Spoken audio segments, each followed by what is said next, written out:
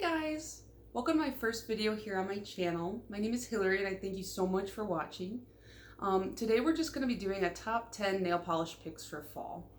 I went into my collection and I just picked a lot of the polishes that really screamed fall to me. I live in the Midwest, so it might be a little bit different for you guys, but here, you know, the leaves are changing, it's starting to get cold, it's getting a little bit not sad out, but a little bit grungier, a little bit foggier in the mornings.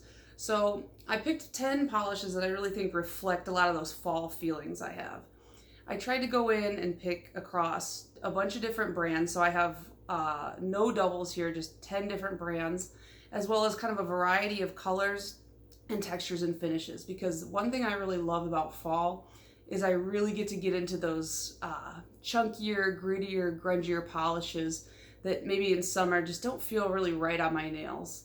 And I don't always wear based on the season, but I don't know, I'm really feeling it this year. So I hope you guys really like what I got to show for you. But without further ado, let's get into the swatches. Our first color here is La Moss by Butter London. This is a jelly finish, deep oxblood red. It's hard to tell from this bottle shot here, but once you get it on the nails, it's very apparent. Butter London bottles are kind of strange because they have that big removable square on the top, and I thought it would be nice to be able to use that to paint your nails with as kind of a paddle to grip onto, but that actually made it a little more difficult. Painting your nails with like the really stubby bottle top, you get used to it, but it is kind of a huge pain at first. As far as the formula on this one goes, on the first coat, it does come off as very streaky. You can see me trying to manipulate over and over on every single nail to try and not get that weird like pooling patchiness that a lot of jellies kind of see. But it is pretty much impossible. If you have any tips on that, let me know. Maybe there is a way and I'm just doing it totally wrong. But I get to the point of almost over manipulating it, and you have to be really careful with this one because it is a little bit runnier, and because of that really deep blood red, if it gets in your cuticles, at least for me because my skin is kind of fair, it stains it pink almost immediately. But then when you get to the second coat, you can see here that it really deepens it up instantly. You really don't have that streakiness anymore. And it looks almost black on the nails. It's really beautiful. It's black until you catch it in like the perfect light, and you'll see in the swatch photo it does appear a little bit more of that oxblood when you get it under the right light. But I really enjoy this color, especially for maybe a little bit more formal events or parties or something like that, because it's just a really elegant color, especially if you have like a little bit longer nails. It's just really dark and vampy and kind of edgy. So it's really perfect, especially around like the fall, like Halloween parties and stuff like that. I think that this kind of brings me to like a vampire blood kind of a idea here. So I definitely recommend this if you're looking to pad out your collection with more edgy colors. And I feel like this is even one that can take you right into the winter season, especially in the Midwest, because our winters are really dark and dreary. So this is kind of perfect for, I actually wear this for Christmas pretty regularly. And here's the swatch. Next up is Burnt Out by Color Club. I definitely chose this one for the name. That's how I've been kind of feeling these past 6 months or so stuck inside. As you can see, the brush here is like that wide paddle brush, and it's perfect because it fits right there in the crook of my cuticles, makes it a very easy 3 to 4 swipe manicure. I'm not really sure why the bottle top says holographic on it, as this is certainly a duochrome. And it has kind of an orange to yellow to maybe copper kind of a flip.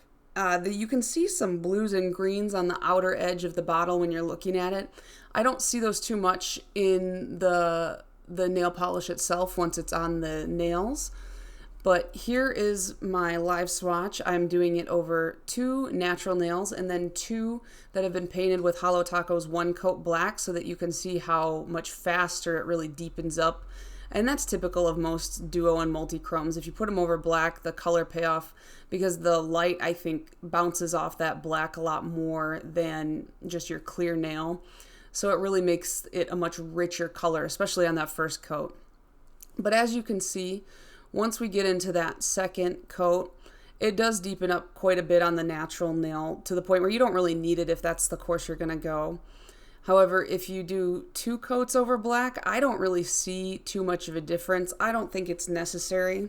So if you're trying to save your polish a little bit, I would recommend doing single coat of black, single coat of this. If you're not too picky, I would just do 2 coats of this. I don't like having to take it off with the black underneath because I make a massive mess every time I do. But if your preference is, you really like to save your more special polishes, definitely do it over the black. Up next, we have Mossy by Picture Polish. I really love Picture Polish's bottles. They have just a really interesting shape to them. Their cap is really soft touch, easy to open even when you've got too much polish sitting on the rim of the bottle there. As you can see through these swatches, there are some small holographic flecks in this polish. I really like the formula they use for this. I have several of this type of flecked hollow line. But the polish does dry down smooth. It's not difficult to remove because of those flecks. They're really finely milled. So that's a big plus here. I really love this color. It's really unique to my collection. I don't have anything that is this type of green. I don't have as many greens as I would like anyways, but most of my greens are very neon, very bright, very poppy. But this one, it's really true to the name. It straight up looks like moss growing on the side of a building, or if you go into a swamp or something like that. And I know that sounds really unappealing when you say it out loud, but this is just really, really pretty. I find that this is kind of a really nice transitional shade. And what I mean by that, it isn't explicitly, one season here. I find that it's got that like cold, wet feeling. So for me, the time right between fall and winter, and then winter and spring is right before the pastels come out. That's the perfect time to wear this polish. I do get a lot of compliments on this because people really don't see this on the average person's nails. You don't go to a salon and say, give me your swampiest green. So I really like to wear this, and pretty much anything by Picture Polish they put out is really unique. So I definitely recommend trying this out if you haven't already.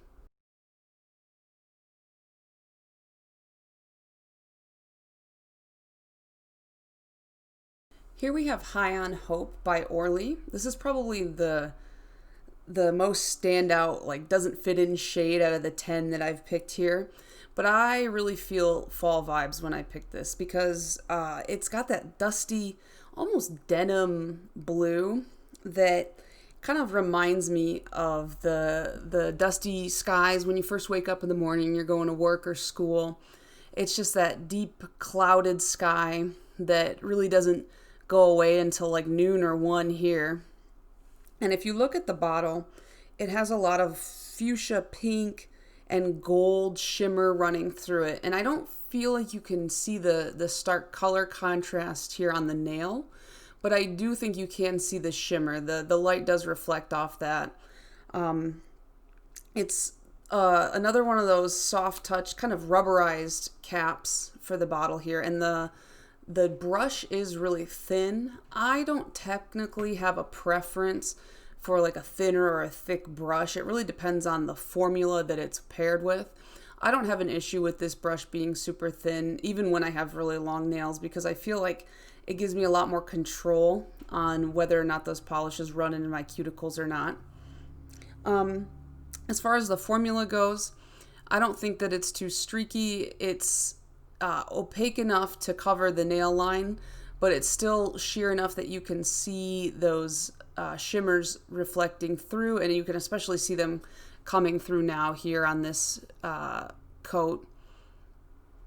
The lighting is a little rough. I'm sorry about that. It's hard to get good lighting, like I said, when it's fall here in Michigan and we don't have a lot of natural light coming through. So I'll try to work on that in future videos here. But yeah, I love the Orly formula.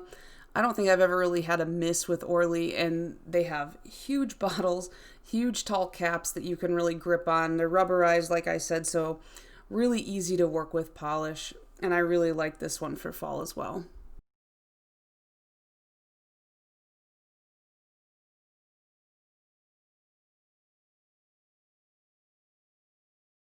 Here's our staple O.P.I, Lincoln Park After Dark.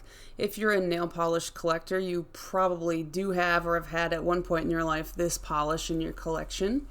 It looks almost totally black here on the screen, but I can assure you it's not. When the light catches it right, it's kind of a purpley color. You can see that kind of coming through here where it streaks out at the tip of my nail.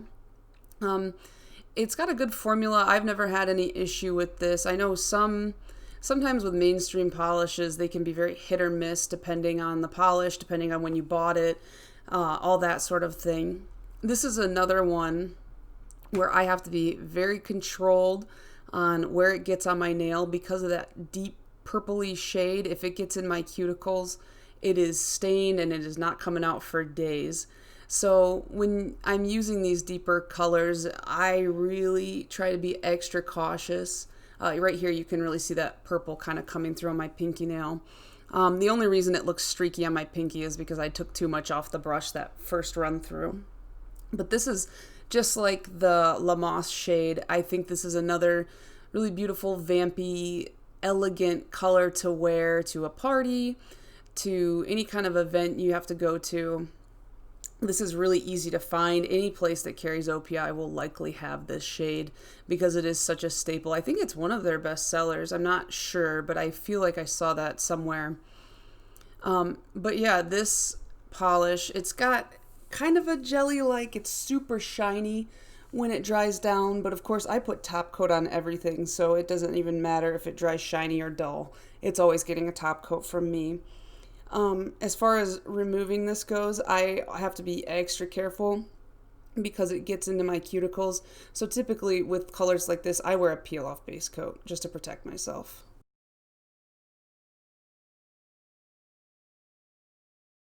Here's one of the newest polishes to my collection. This is Indigo Away by Holo.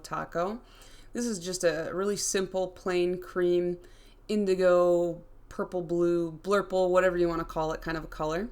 This has a thin brush, as you can see, and it has that soft touch cap, which makes it super easy to open. The bottles are really beautiful. They have that hollow finish on the front, on the logo there. This polish really blew me away when I first got it. I read a lot of people saying it was a one coater, and I was just like, yeah, okay, sure.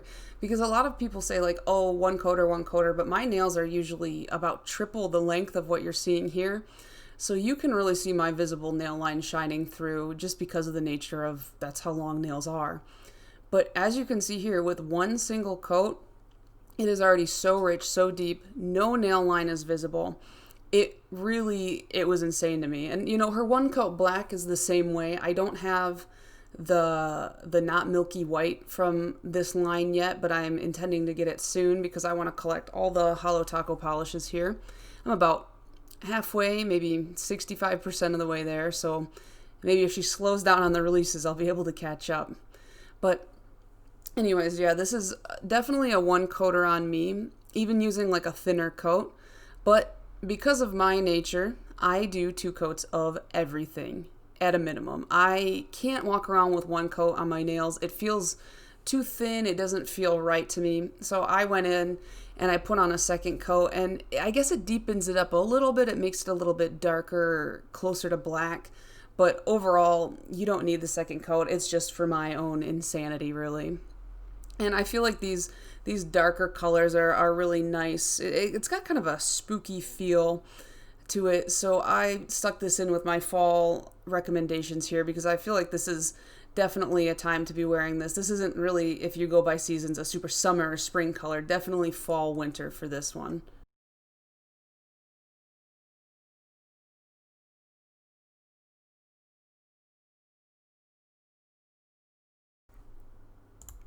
Here we have Aut-Umm, I Need That from China Glaze. This was part of the Ready to Wear Fall 2018 collection, so this was actually last fall, but I found this summer. You can get a lot of older collections from mainstream brands from a lot of discount websites online. I use Trans Design specifically, and the more you order, the more of a discount you seem to get. I think every $100 or so you get like a 10% discount. I believe that's what it is. But as you can see here on the first coat, you can really see that red-brown color pulling through.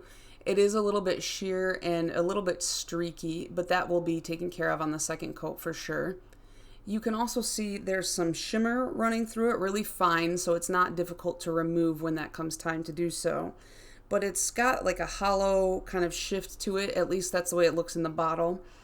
And this color really brings me back to when I was a kid, because it reminds me of right at the tail end of fall, right when it gets really cold out and the leaves have all changed colors and fallen off the trees and they're all brown and crispy on the ground. And my siblings and I would have to go out and rake the yard, which we did a terrible job at, because we would rake them all into one giant, super wet, nasty pile and then jump into these leaves, which I don't know why that's fun for kids, because once you hit a certain age, you realize that leaping at the ground with a running start is actually pretty painful. But like I said, so we can see here on the second coat, it does become way more opaque. You can't see the nail line anymore, and the shimmer is really reflecting through. So when you get outside, this is a really, really beautiful polish. This is another brush that's very thin, but like I said, I don't mind it too much. All of China Glaze brushes are like this. I don't think they've ever changed their brush. I know Essie changed to a paddle brush. Orly, as far as I know, has pretty much always had the paddle brush. And O.P.I, they changed their brush later on, but here's the swatch. Here you can really see that shimmer shining through.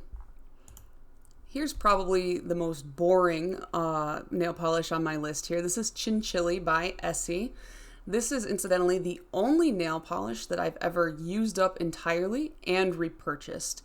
And that's because I lived in a country where, you know, nail polish, wearing that to work, especially bright colors, was not really seen as appropriate. So I kind of got around it by wearing this very plain, very neutral color.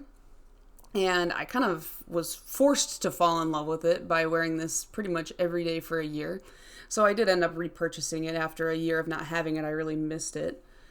This is kind of your typical Essie formula. Essie is very hit and miss. Sometimes it doesn't really self-level, and I do see that issue here a little bit. But it does cover pretty well on that first coat. You do need at least 2 coats of this, especially with longer nails, just because it's a lighter color. That's pretty much par for the course for any light color. But this particular color, I mean, aside from being called Chinchilly, it's very reminiscent of a chinchilla's fur. It reminds me of a lot of these sweaters that, you know, those really thickly cable knit sweaters that a lot of people bust out during the holidays. This reminds me of this one that my dad wears that it's not ugly, but it's just really boring oatmeal-y gray kind of a color. And he wears it all the time. It doesn't matter what time of the year it is. He's always wearing this weird oatmeal gray sweater. And, you know, it's his fancy work sweater. He works more outdoors than anything, so I guess that makes sense for him. But that's kind of what this polish reminds me of. And as you can see, when I repurchased this, I repurchased after Essie had changed their brushes over. But I bought what looks like an old bottle, so it still has that really thin brush here. And I think that with the wider brushes, it does take away some of that self-leveling problem. So if God forbid I ever go through another entire bottle of this, I'll probably try and buy one of the newer bottles next time to see if that issue is taken away. But if you don't have Chinchilly, another good alternative, or you really hate the Essie brushes, a good alternative to this is Orly's Mansion Lane. It's a little bit darker than this one, but the feeling is still there. So I recommend that if you don't like Essie for some reason. I know they're not cruelty free, so some people don't buy from them for that reason, but I'm not sure if Orly necessarily is either. But yeah, I would just check out the color.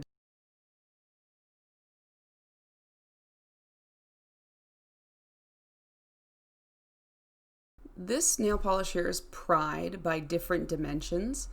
It's really hard to tell what color it is in the bottle because there are just so many flakies packed into this. But this is kind of like a jellied black grayish base with these pink, purpley, green kind of shifting flakes. The brush here is pretty wide. It's not quite the paddle brush. It's like a wide flat end brush, but it still kind of has a similar effect to those paddle brushes I like.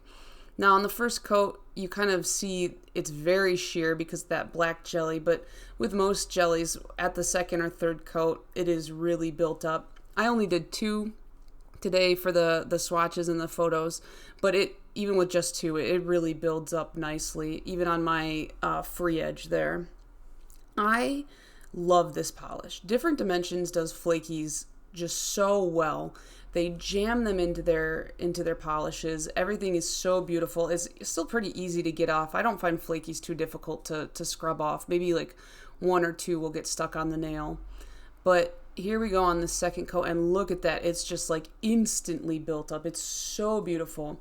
And I chose this polish because it just reminds me, it threw me back to when I was a child going trick-or-treating in my village, because it's got that like, it's freezing when it comes time to trick-or-treat in Michigan. It's you gotta wear a winter coat to trick-or-treat when you live in Michigan. It's awful.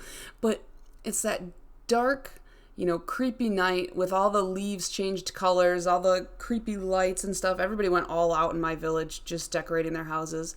So this really threw me back to just childhood trick-or-treating. And look at that swatch. It is amazing. Last but not least is Aggie by Zoya. Zoya just has a lot of really good staple colors, so I figured I'd throw one in here. In the bottle, it kind of looks like a duochrome. It has that weird like duochrome halo on the edges, but I don't really see that going on the nails, but it does have a little bit of micro shimmer running through, micro glitter maybe. This is the typical Zoya brush. I don't like to do the wide brushed caps. I feel like it's really wasteful to buy additional plastic to throw away. So that's just for me. I have a bunch if anybody wants some. But yeah, because of that duochrome look in the bottle, I decided to throw it over black as well as do it on my natural nail. And with this over black, it's, amazing in that one coat. But I did find, and I'm not sure if this is just user error, maybe I was putting top coat on it too fast or what, but when you look at the swatch photo, you can see those layers that are over black. They got a little bit bunchy, a little bit lifted, a little bit textured in a way that really shouldn't have happened. So I'll have to try that again. But I really like putting, metallics and duochromes and things of that nature over black because it does, A, make the color payoff like that much better, and B, it saves you some of your favorite polishes. But in this case, it did kind of alter the end color here. So when you look at my natural nail, it's a much lighter gold than if you put it over that black. The black kind of gives it a very like old gold, kind of a dusty finish to it, which I don't mind either way. I think both types of gold are perfect for fall. I think gold is just a really good fall color to begin with. But if I had to do this again, I don't think I would put it over black. I think it would keep it all on my natural nail and just find a darker gold if I wanted that over black effect.